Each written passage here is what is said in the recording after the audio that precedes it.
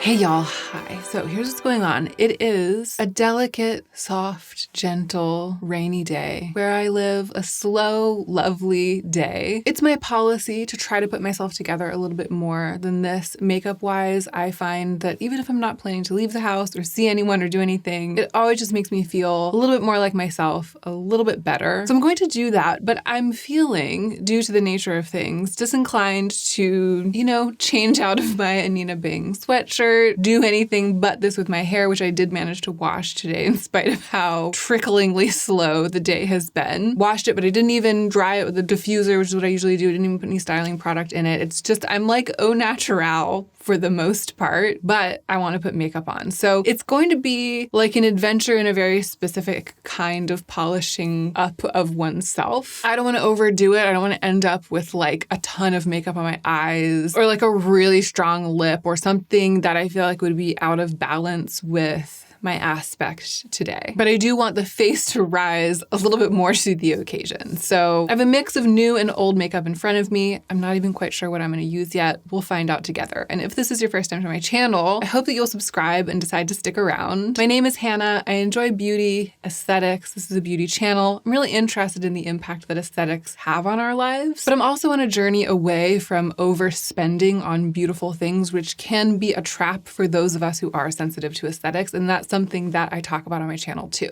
Now, let's go ahead and get into the meat of this video. I have nothing on my face right now except for a little bit of skincare that I put on earlier this morning, and I was tempted to grab the Make Beauty Reverse Emulsion because I've been using that to prep my skin for makeup basically since I got it. But I'm trying to delve into the old and not just focus on the new, especially because here in the year of 2023, I'm making an effort to spend more judiciously and in my own journey through and away from overspending on beauty. I've learned that keeping alive appreciation for your old stuff, the stuff you already have, is both a key to stemming the urge to overspend and kind of a result of stemming the urge to overspend. It's really, there's like magic in that action. So I'm doing some of that today with my choices. I pulled out of the back of my drawer this busted Yves Saint Laurent New Balm. Look at what has happened to it. It's like the little needle nose, it's just come completely off. This used to have like a pointy tip and it would squeeze out of a little pointy tip, like super glue or something, that shape. And it broke off at the base and I've been able to still unscrew it, but then when I squeeze it, it was coming out the side rather than coming out the tip. But this time, the entire tip, it all broke off and the entire tip stayed stuck inside the cap. Not sure how I'm going to solve this problem. I'll probably need to take tweezers later and use them to unscrew the little pointy tip from in here and throw it away. And then hopefully there's still enough threading on what's left here that I'll still be able to screw the cap on. There might not be. All the more reason to be using it. Now trying to squeeze it out, I can feel that I've used probably at least 2/3 of it because I was using this a lot, like in the second half of last year. It's a great in-between product, part balm skincare and part primer. It's a type of product that I'm really into right now. I'm priming with this kind of thing a lot, particularly like this one because it's not super illuminating, but it's not matte either. It has like the pore smoothing qualities of something like a Benefit Professional or an e.l.f. Poreless Putty Smoothing Primer, but it leaves behind like a moistened glow, Feels really high-end and I love it. It's the priming product that I ended up using the most of the high-end priming products that I tested last year. However, issues. It has developed issues. I'm not pinning my bangs back because they're freshly washed, and I find that when my hair has just been washed, that's when it's at its most suggestible. What I want to suggest for my bangs right now is that they are here. I want to suggest that they're closed up here at the top, that they split right here. And I think if I were to pin them back right here, I would be suggesting to them during this suggestible phase, they're split all the way up into the roots. And then it would be much harder for the ensuing week for me to convince them to be like blended together here at the roots. These are the crucial impressionable hours for the bangs. So I'm just gonna deal with the fact that they are in my face, but because my bangs are there, I'm not too fussed about what my forehead looks like underneath them. However, I do need to do my brows kind of underneath them. I'm gonna do that now. Here's what I've been doing for my brows lately. The same thing every day, and I love how it's working for me. First, the Benefit Fluff Up Brow Wax, which is like a pomade.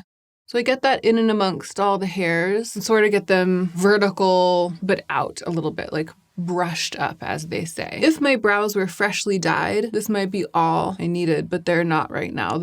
I dyed them a long time ago and the dye is pretty much all faded. Okay, so by the time I finished this brow, the first brow is started to set down pretty well. Now I'm going to go in with Gen C Arch Support, which is the label starting to come off, and see that black stuff on my thumb? It's like the labeling. It's also a little pomade, but it's one of those like fiber building pomades. As I said before, very similar to the old CoverGirl brow building, like fiber building product, like really, really a dead ringer for that. A great drugstore product that has been discontinued. So I'm going in on top, and the key with this is not to touch your skin. So I'm just brushing it through the hairs, and the Benefit product has made it easier to do that because the hairs are all sort of standing at attention, prepared for the fibers to grip and coat them with color and thickness. And it's just like perfect combination. I've had this product for longer. I mean, doesn't that look so natural, but it's like shaped, and my brows are very stubborn. They don't like to stay fluffed up like that. It's like hard to find a product to get them to fluff up. And in this case, I've got 2 layers of product, 2 different types of product holding them into place, and that's really helping them keep their shape. Also, just the color and texture that Arch Support adds is so effective. I mean, look at the difference there. Really, really, really pleased with this combo. I was about to say that I've had Arch Support for a long time, so I've been using it on its own. I used it for a while on top of the Patrick Ta brow laminator, like that brow gel. It has really great hold, but it doesn't do the same thing in terms of like fluffing up the brows and preparing them to receive this other product. I feel like with this combo, I've really hit on it. Like usually when the dye fades from my brows, I want to dye them right away. And sometimes I like make myself wait just so I'm not subjecting my brows to hair dye like too much, like too frequently. But it's been much longer than I usually go between brow dyes, and I haven't even thought of it. Like I haven't missed it because it's not just that I'm so happy with the outcome, it's that it's so easy. No drawing on little strokes, no tinkering with one brow to like change the arch or change the shape, because all I'm doing is coating the hairs that are there. I'm not like changing the shape or like building color onto my actual skin, which is part of why I end up looking so natural. I also love that manipulating the little front hairs with this Arch Support, it's like it makes them dark, but without getting that like blocky shape drawn onto the skin. And I can make them stand straight up, which I really love. Okay, of course it matters less than ever today because my bangs are going to be covering most of them, but I did want to show you all what I've been doing because I'm feeling pretty smug about it over here. And when the brows are a drag, it's such a drag, you know, when like your brow routine is getting you down, it's such a drag. And when the brow results are unsatisfactory, it's such a drag, at least in my experience. I shouldn't say you. When my brow routine is getting me down, it's such a drag. All right, I'm already feeling better than I was when I arrived here. Let's move on to complexion, which is the real star of the show in a situation like this. I'm not sure what I'm gonna do for eyes, cheeks, or lips yet, but for my complexion, I think I'm gonna go back to Salt, New York, which I've been kind of revisiting lately. And this is just the perfect kind of product for today, you know? I forgot to wet this sponge before I came down here, but I don't really mind a dry sponge. In fact, I think with the softness of this Exa sponge, it'll be fine. It just feels a little smaller because it's such a porous sponge. So I'm going into the Salt New York Sneaky Balm in the lightest shade. And I'm just gonna put one thin coat of this. Oh, I forgot about green color corrector. I'm gonna mix it in actually, just a little, kind of focusing on the blemishes. I'm going into the Sneaky Balm and blending the green color corrector into it. And actually, the Sneaky Balm is so close to my skin tone. It's so wonderfully neutral and olive that I don't feel like I need to balance it out with green the way that I usually do with complexion products, any other complexion products actually, but it's adding coverage because just one layer of Sneaky Balm is pretty light coverage, and the Exa green color corrector, which has that nice sort of like grippy consistency with some clay in it, kaolin, it's like enhancing the first layer of coverage of the Sneaky Balm, and it's working in tandem with the color. So the dry sponge is definitely adding more coverage than the wet sponge did. It's not as soft and sort of dampened, obviously, of a layer. It's like a thicker layer. And I think think mixing the green color corrector straight into the product has made it feel more full coverage as well, which is just more than enough for me today. I'm going to spot conceal a tiny bit. This is the NARS Soft Matte Complete Concealer, my spot concealer of choice. I'm sorry I didn't hold it up before, but that's the pan of Sneaky Balm from Salt New York. That's what it looks like.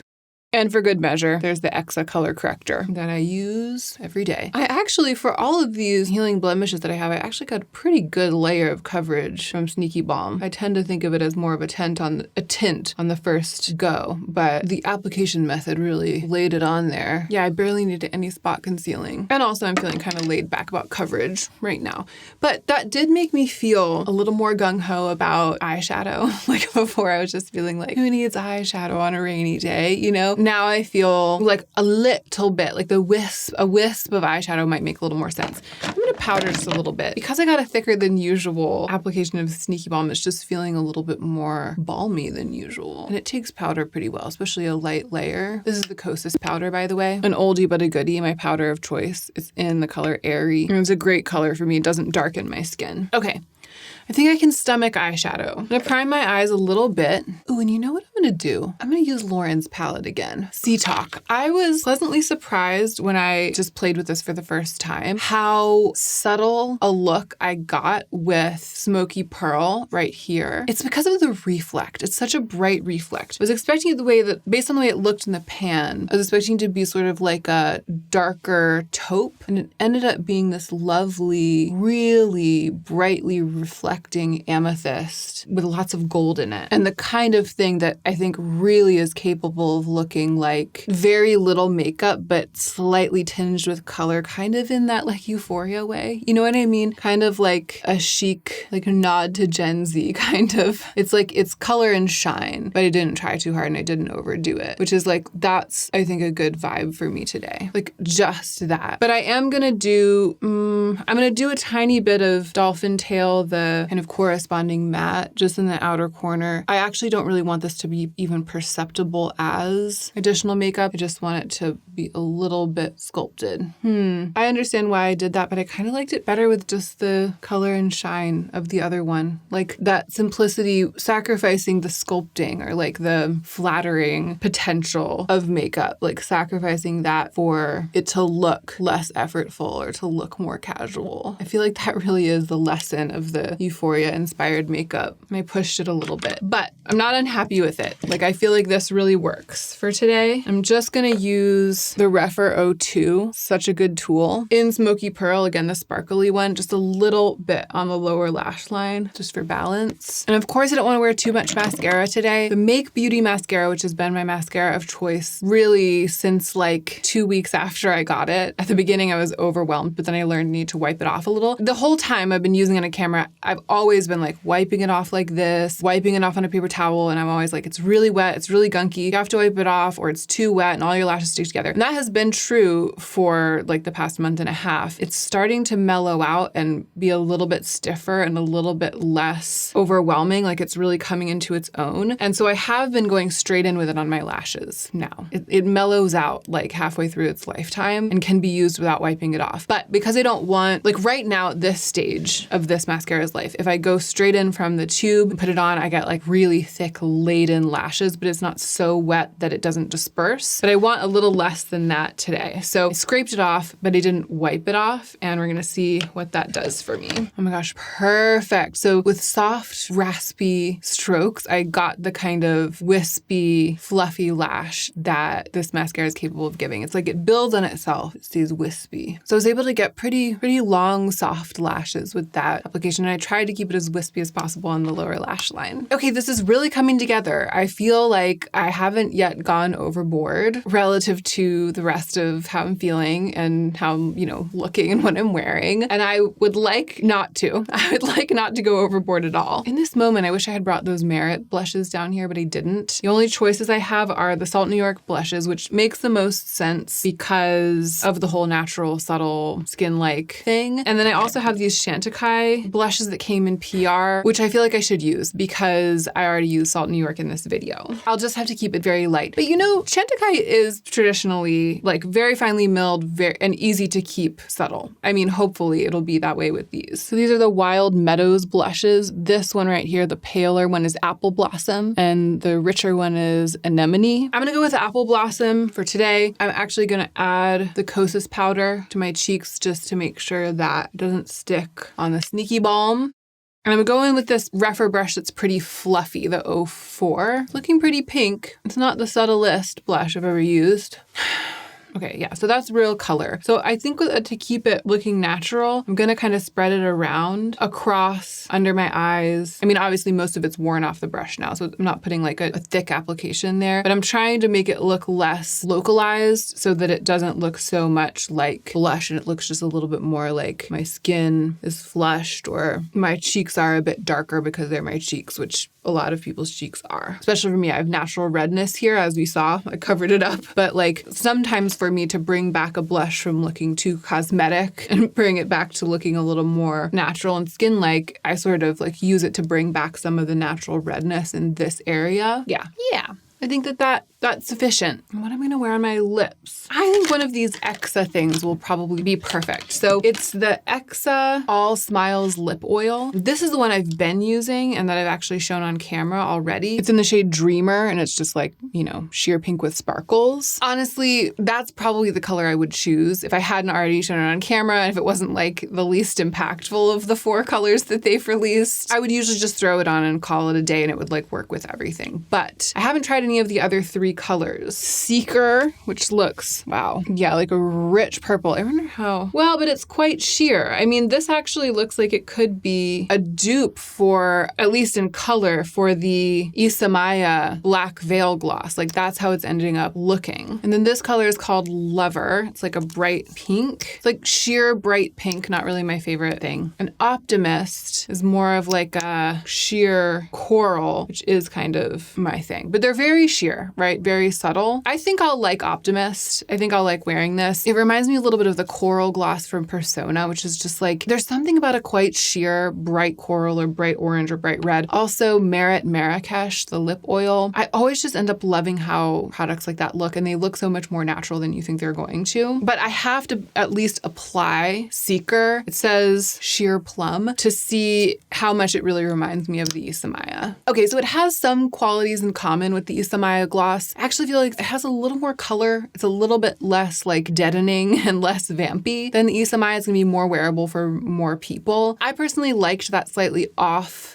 kilter, just slightly gothy kind of. It was like the cold lips look. Like it made me look like I was really cold and my lips had started to show it. This looks a tiny bit less like that. Like this looks healthier. It looks healthier, but I quite like it. And as ever, I'm like surprised by the wearability of a richly colored but sheer product like this. Like it looks as natural as a part of a really laid back rainy day look as the sheer one would. And I actually think that it complements the look better because it kind of holds its own better against the eyes and the cheeks. Yeah, this Exa product is really serviceable, really pretty. I said this before, but Exa is kind of a hit or miss brand for me, but when they hit, they really hit. And I think that they did hit it with this release. So that's gonna do it. I feel very myself, so much more like bright and able to take on the rest of the day than I did when I sat down here, even though I was feeling really laid back and like at one with the universe, with the rainy universe. I feel much more like the empowered, chic version of laid back at one with the rainy universe, Hannah. Feeling a little less like I'm gonna be crawling like from pajamas to loungewear to pajamas again, which I think that was what was gonna happen if I didn't clean myself up a little bit. So I'm glad that I did it. And it was fun to test some of these things that are new to me and really great to get back in touch with old beloved products like Salt New York, like the Yves Saint Laurent New Balm, which I really hope that I'll be able to rescue. Gen Z Art Support, which I've had for a while, but is really showing its stuff now that it has a waxy clear pomade to cling to. And I hope that you enjoyed spending this time with me. I hope some of the chill vibes came through. I feel like this is I hope it is a relatively